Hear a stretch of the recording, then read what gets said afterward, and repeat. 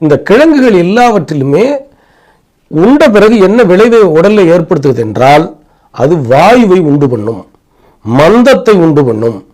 வாயுவும் மந்தமும் உருவானால் செரியாமை உருவாகும்.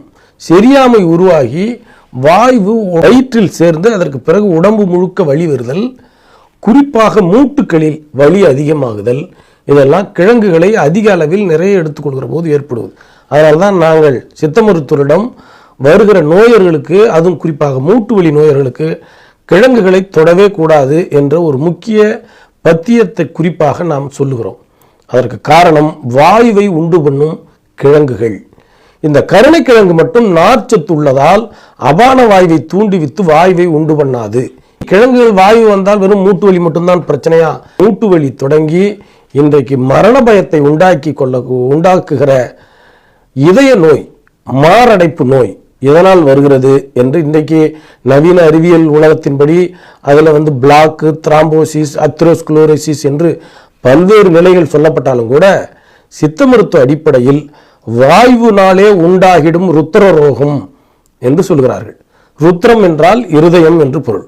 வாயு 10 வகையான வாயுக்கள் தன் நிலை பிறழ்கிற போது இதய நோயையும் ஏற்படுத்தும். ஆக இதய நோயும் வராமல் தடுக்க வேண்டுமானால் கிழங்கை தவிர்க்க வேண்டும். அப்ப கருணைக்கிழங்கை மட்டும் ஏன் சேர்த்து கொள்ளலாம் என்று நாம் கேள்வி எழலாம். அதுல மிக முக்கியமான ஒரு சத்து இருக்கிறது. பொட்டாசியம் சத்து எல்லா கிழங்குகளை விட கூடுதலாக இருக்கிறது. நாம் உப்பை அதிகமாக சேர்க்கிற போது சோடியம் உடலில் அதிகம் சேரும். சோடியம் உடலில் சேர்ந்தால் இரத்த கொதிப்பு அதிகமாகும். இரத்த கொதிப்பு அதிகமானால் இதயம் பாதிக்கப்படும்.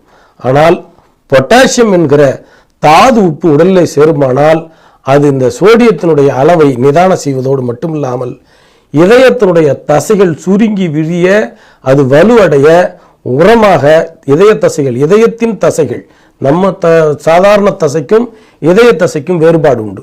அந்த இதய தசையை செறிவாக இயங்குவதற்கு பொட்டாசியம் தேவைப்படுகிறது.